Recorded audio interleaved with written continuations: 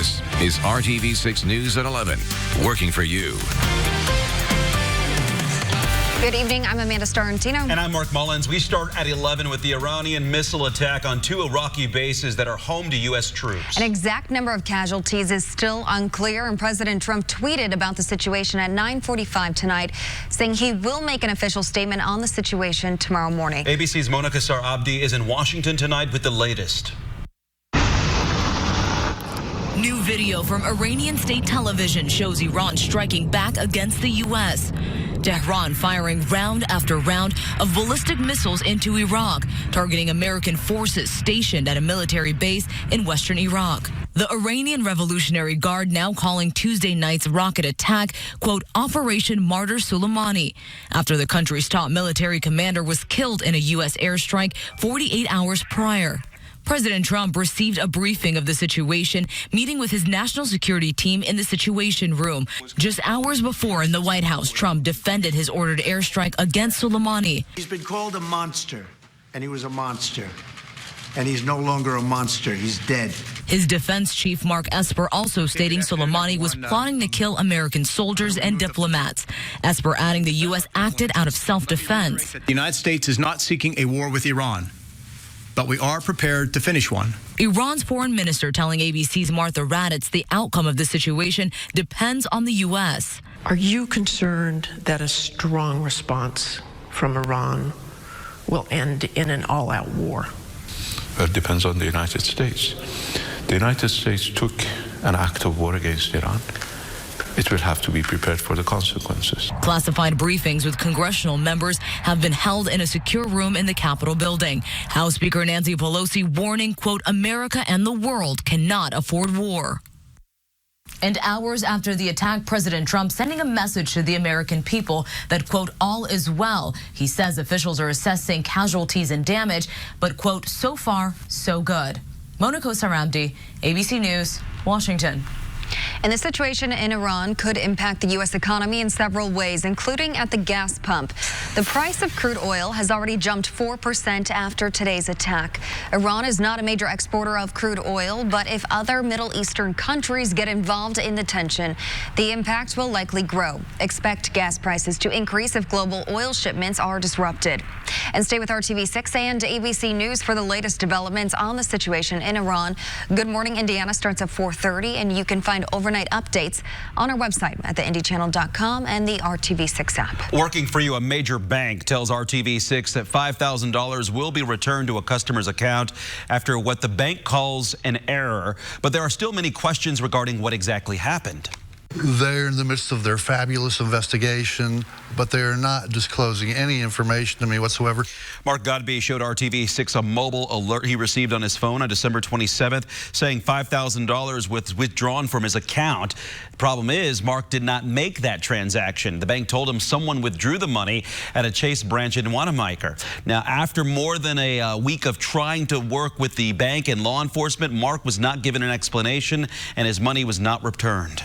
They say that they're going to have to conduct this investigation to determine what happened. But if somebody went into the bank, I know that they have cameras in there that peer down on the service counter where the tellers are. Surely it must have seen something.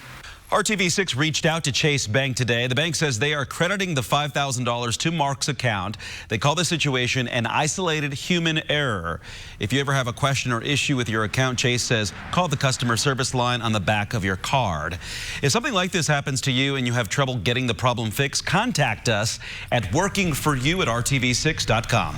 Now, for our first look at our weather, Kevin, it has been unusually nice for this time of the year. We'll take it. Dry. Yes. Sunshine today. Temperature hit 47. Tomorrow we'll have sunshine. It just won't be as warm. And the major changes arrive a little later in the week. 37 in Plainfield as you drift off to sleep tonight.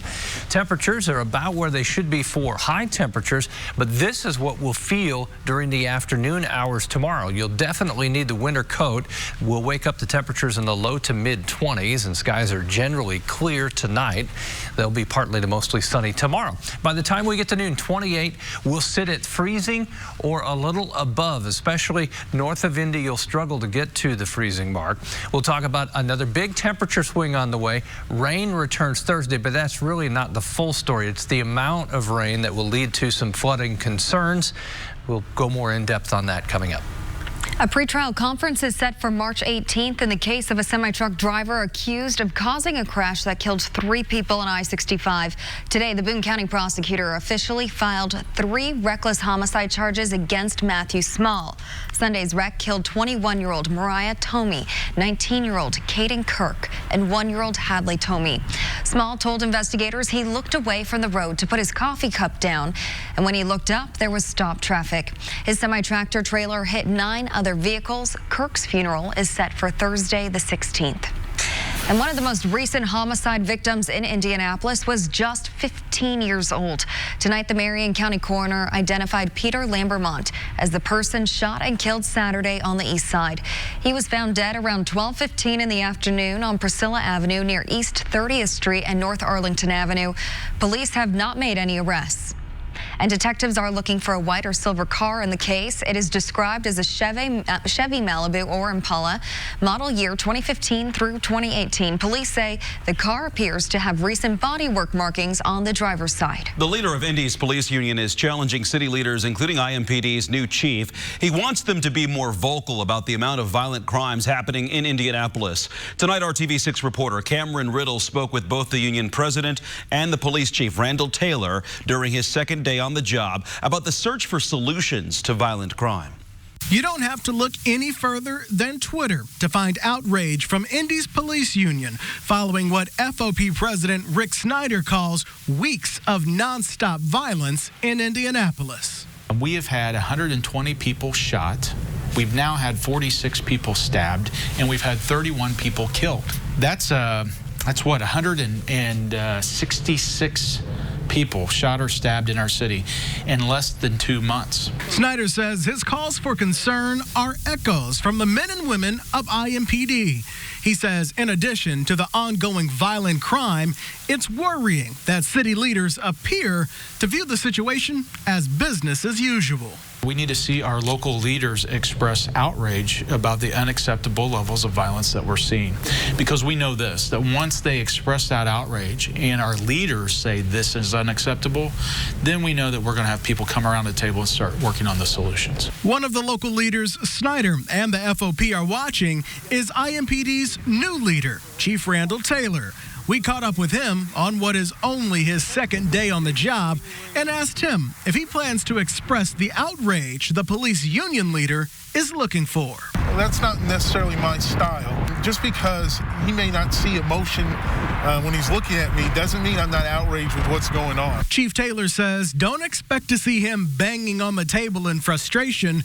Instead, count on seeing him in the community and engaged, looking for solutions to peace, a task that he says will take working together. So regardless of the vocabulary we use, I think we're all on the same page. We understand how serious it is and that it needs to stop and numbers need to go down. And from that standpoint, we're on the same team. Working for you in Indianapolis, Cameron Riddle, RTV6. Well, today, FOP President Rick Snyder also met with a Senate committee at the State House.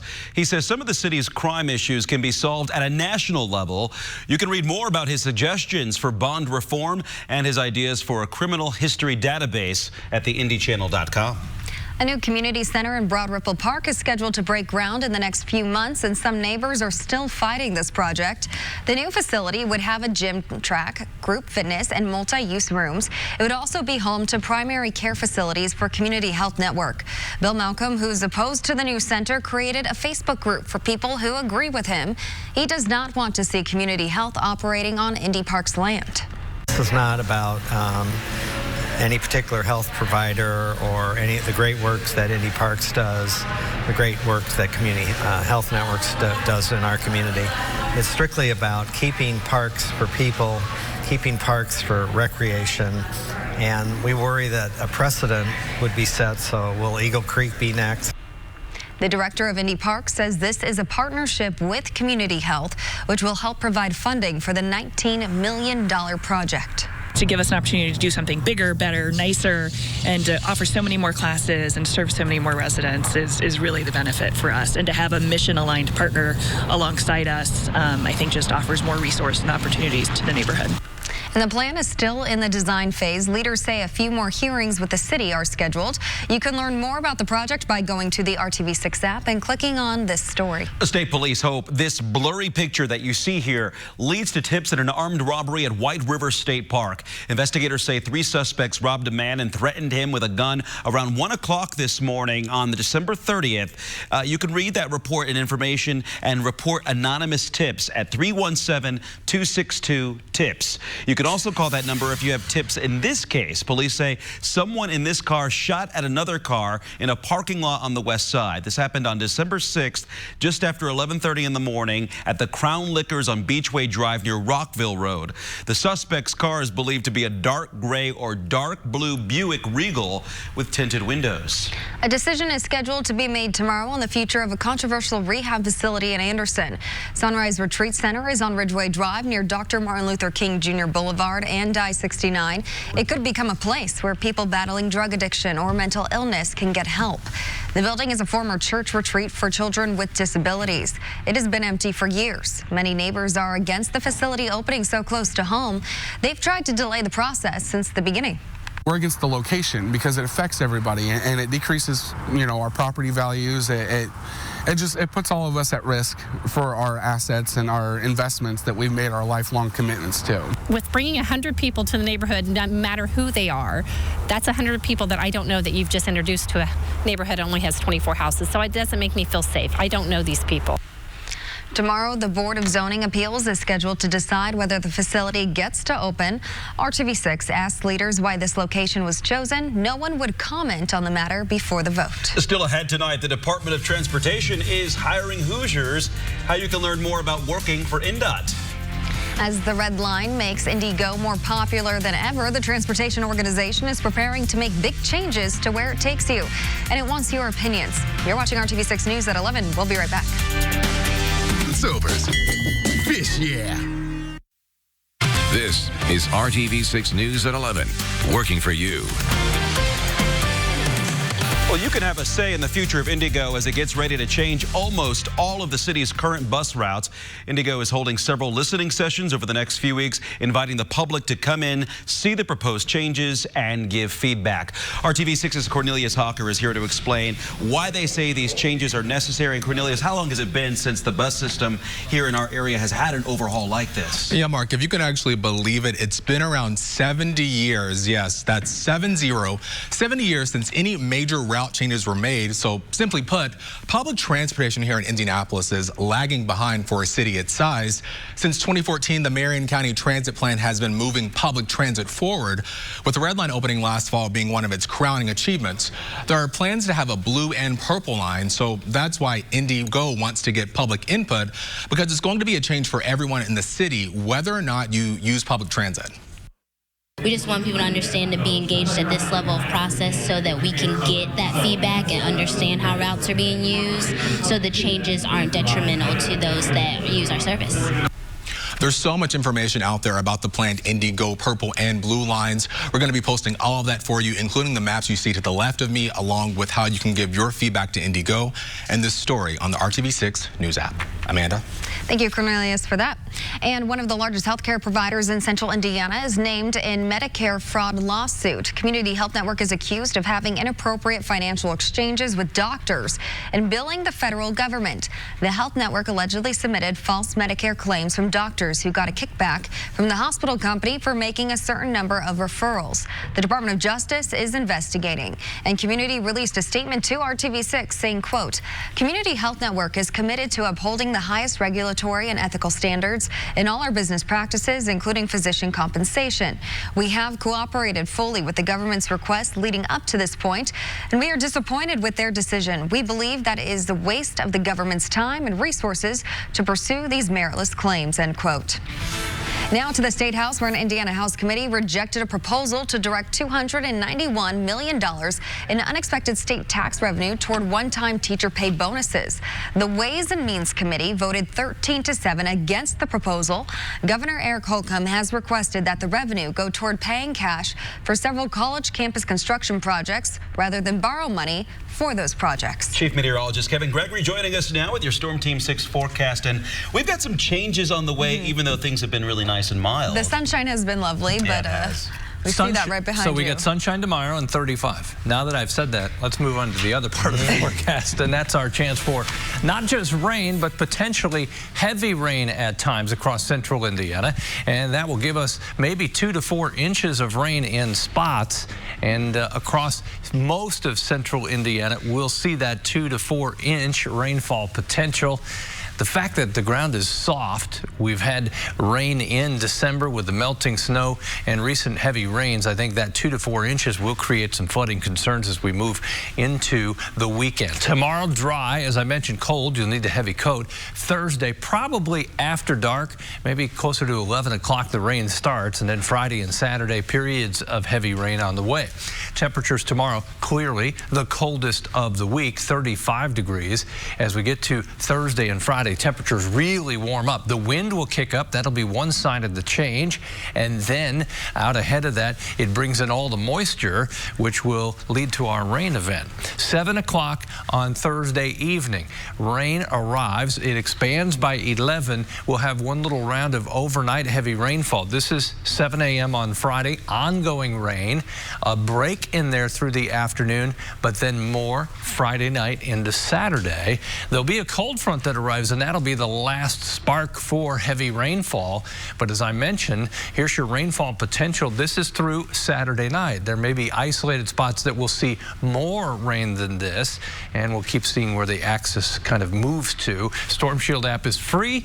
When we go through events like this, if we do have some flood warnings that you need to know about, you'll get an alert sent directly to your phone. Temperatures tomorrow with sunshine to only 28 at noon, 32 or so north of Indianapolis. Indy should hit 35 degrees for the high. These are about average for this time of the year, and the wind won't be that strong. Different story Thursday. The wind will be strong out of the south, anywhere from 30 to 35 degrees. Temperatures Thursday lower, 50s to mid-50s. I think the warmest day will actually come Friday. Saturday, early in the day, highs in the upper 50s. Rain sticks around, but temperatures will slowly fall in the afternoon. We'll need time to dry out, and we'll get it briefly. Sunday and Monday should be drying out before rain becomes more likely Monday night and Tuesday. So there are the ups and downs of the forecast. Strap in. Yes. All right, thank you, Kevin, for that. Dave First is here with us now, and we're talking a little bit of racing. Yeah, good evening to you guys. Full day for Roger Penske and his first full day as Penske Corp takes over the Indianapolis Motor Speedway. I mean, heck, really every day has been full since the announcement just over 2 months ago. And this afternoon, a reception essentially by the entire state of Indiana for RP, hosted by Governor Eric Holcomb. Penske honored at Bankers Life Fieldhouse. We call it Pacers and Racers a few months early, if you will. Roger certainly has changes in the works out on the west side, and he's already on the clock. If you look at how he's addressed all his other businesses, it's all about the customer and the fan in this case. And so I'm looking forward to that, the fan-centric perspective that he brings to this. That our commitment today is not to build something that's maybe going to give us more revenue, but what can we do? And we're going to spend several $1 million between now and race day, or 1st of May, to make the guest experience better, and that's my commitment.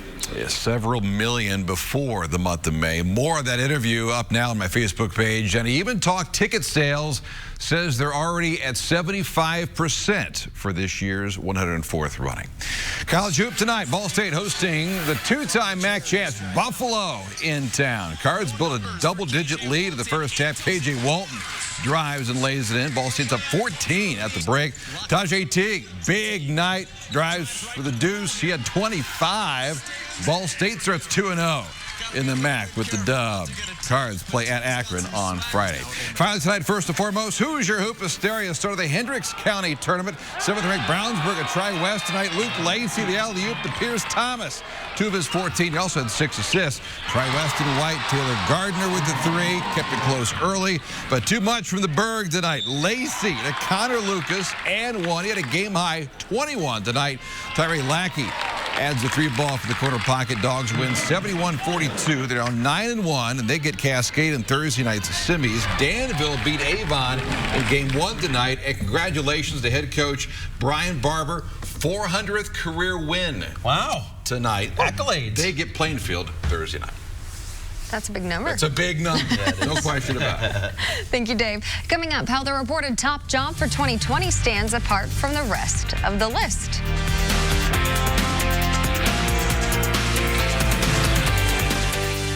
To donate to Goodwill.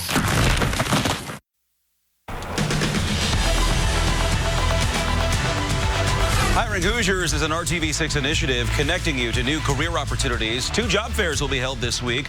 One is for former Celadon employees. The trucking company suddenly shut down last month.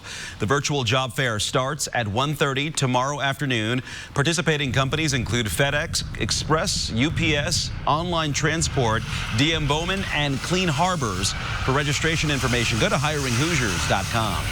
And the Indiana Department of Transportation will host a hiring event on Thursday. It goes from 9 to 3 at the INDOT facility on Brookville Road. Applicants are asked to bring a valid copy of their commercial driver's license. The healthcare industry dominates a list of top jobs for 2020, but a career in the technology field is number 1. Software developer is first on the list, compiled by U.S. News & World Report. The report says more than 241,000 jobs are expected to be added in this field by 2028. Dentist, physician assistant, orthodontist, and nurse practitioner round out the top 5. Products of the future that could lead to jobs of the future are now on display at the annual Consumer Electronics Show in Las Vegas. ABC's Romina Puga reports the future is now. Under all the fantastical foldable and 8K displays at CES are new technologies hoping to better humanity. And this is non-invasive.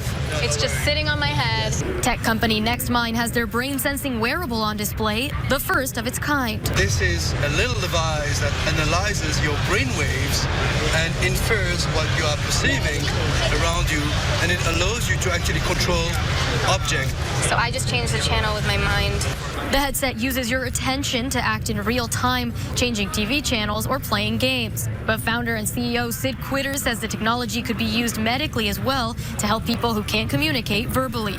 It's your concentration that matters. LG is introducing their aeroponics appliance, a device that lets you garden indoors, controlling the amount of sunlight and water to grow plants exponentially faster. You don't have to worry about fencing in, worrying about critters eating your or the environment, okay, disturbing your crop growth. Here, it's all self-contained, very manageable, okay, and very convenient for consumers. But it's not an electronics show without some cool new robots. Bali is Samsung's personal care bot, and really exactly what it is to help me do basic things around my home, like manage my to-do list, check up on myself, my friends and my family, or even my pets. Whether it's giant displays, beauty, home farming, or gaming, CES is introducing us to new technology for everyone. In Las Vegas, Romina Puga, ABC News. Church, RTV6, working for you. Cool and dry tomorrow. Then when it turns warm, it turns wet. Thursday, Friday, Saturday. I think the prime time for rain will really be Thursday night through Saturday night. And it'll be periods of rain, kind of waves. Heavy rain, little break. A little more heavy rain. Probably too much heavy rain. It could be a lot of snow. It could be. That's but it won't be. Exactly. Look at this. Yeah. Optimist. Right. Looking at the silver lining there. Right. It's in me sometimes. Look up the movie listings. Think of something you want to see this weekend. Because it's going to be a washout, so you might as well be inside watching something, right? Maybe the news. Good night. I'm in. The news. You're for that? Yeah.